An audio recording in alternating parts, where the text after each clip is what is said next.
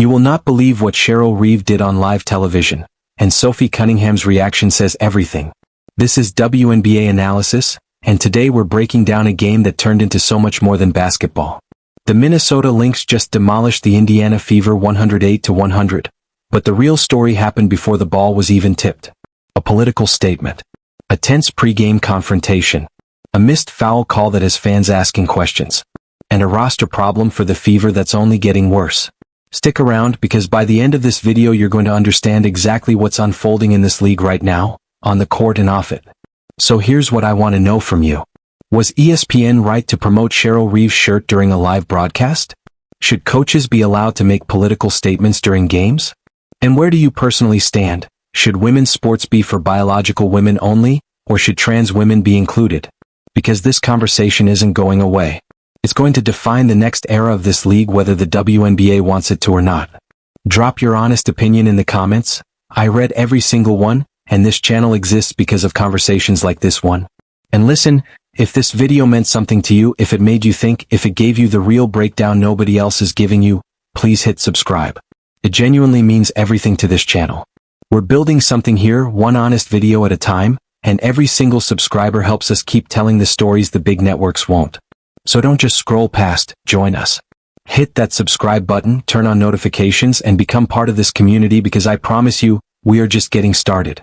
Coming up next, the full breakdown of the Sophie Cunningham rally and everyone who showed up to support her. You do not want to miss it. Make sure you're subscribed. Alright, this is a lot to unpack. Cheryl Reeve walked out today wearing a shirt that read, "Trans kids belong."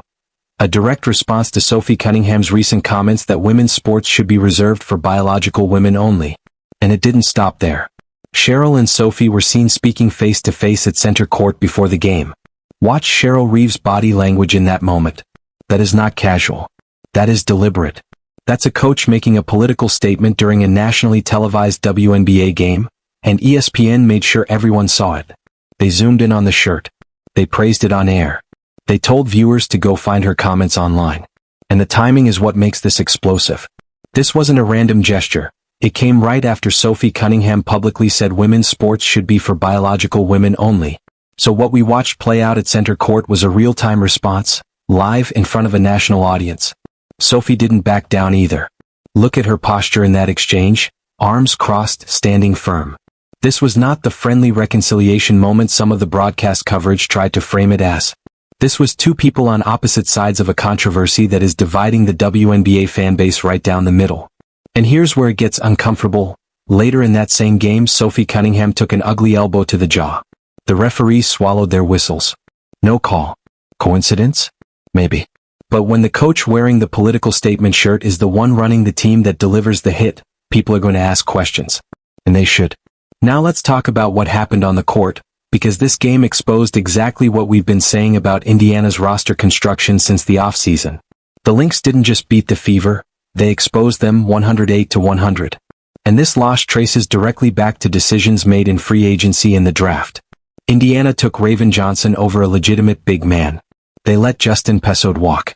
Now Monique Billings is logging real minutes and she's a non-factor most nights. The bench isn't deep enough. There's not enough length on this roster. Kelly Krauskopf built a team that simply cannot match up with Minnesota's starting five, and it is becoming painfully obvious. This wasn't just a loss. This was a blueprint for how a playoff opponent beats the Indiana Fever in a series. Because make no mistake, this Minnesota team is good. Real good. Nafisa Collier, Courtney Williams, Natisha Heedman, Bridget Carlton, and now Olivia Miles running the point, that is a legitimate championship caliber core. And here's the wild part. They've been playing all season without an official starting center, and they are still dominating opponents. Courtney Williams dropped 27 points on 12 of 20 shooting. And Olivia Miles?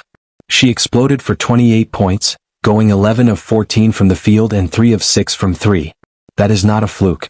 That is a player who has been waiting for her moment, and she is seizing it. This Lynx team is the real deal, and they might be the Fever's nightmare matchup for years to come. Now let's get to Caitlin Clark, because her stat line tells one story and the film tells another. She finished with a double-double, 19 points, 10 assists, which sounds good on paper. But she shot just 2 of 9 from 3, and she missed 2 wide-open looks late in the fourth quarter, exactly when Indiana needed them most. Those are shots she makes in her sleep. On another night those go in and this game looks completely different. Kelsey Mitchell carried the offense, 37 points on 14 of 21 shooting, an efficient 6 of 8 from deep, plus 3 assists, which is real progress for her game. But here's the problem. When your second best player has to score 37 just to keep it close, and you still lose by 8, that tells you everything you need to know about the depth of this roster. Caitlin Clark did add some highlight reel moments, a smooth mid-range pull-up, a strong block earlier in the game, and she is now the WNBA's all-time leader in assists per game. It is not even close. She's nearly 2 full assists per game ahead of Courtney Vandersloot, who sits at second on that list. That is historic. That is generational playmaking. But elite playmaking can only carry a team so far when the supporting cast isn't stepping up around her. Aliyah Boston finished with 15 points, 8 rebounds, and 7 assists. Numbers that look solid until you actually watch the tape. She got 2 good looks all night. That's a real problem for a player of her caliber. Meanwhile, the rotation raises even more questions. Michaela Timpson scored 7 points on 3 of 4 shooting in limited minutes. She should be playing more. Lexi Hull logged 14 minutes and barely made an impact. And Myisha Hines-Allen, who has been getting significant rotation minutes recently, was suddenly reduced to 2 minutes in this game. 2 minutes. Something happened there and nobody's talking about it. That's a coaching decision that deserves an explanation. And speaking of coaching, Stephanie White had some head-scratching moments in this one. Caitlin Clark was called for a foul on what was clearly a clean block, nothing but ball textbook defense, and White didn't challenge it. This keeps happening. She isn't protecting her star player with the challenge flag, and it's becoming a pattern. Then she rolled Raven Johnson out for a random 4-minute stretch that disrupted the entire rotation. To be fair, White's coaching has generally been solid lately, but today had some strange, costly decisions.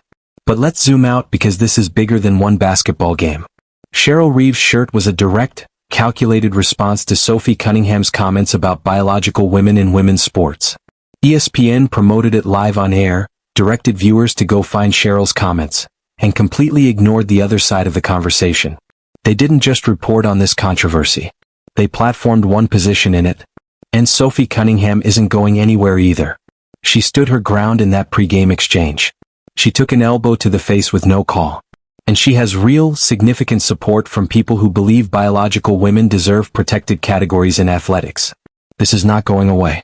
The WNBA is facing a fundamental question about what women's sports means, and the league is acting like there's only one acceptable answer, while the fanbase is clearly split.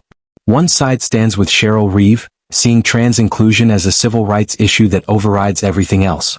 The other side stands with Sophie Cunningham, believing biological women deserve protected spaces in athletics.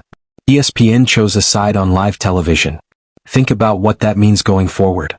If you're a player who agrees with Sophie Cunningham, what message does that send? Are you allowed to say what you believe without facing consequences?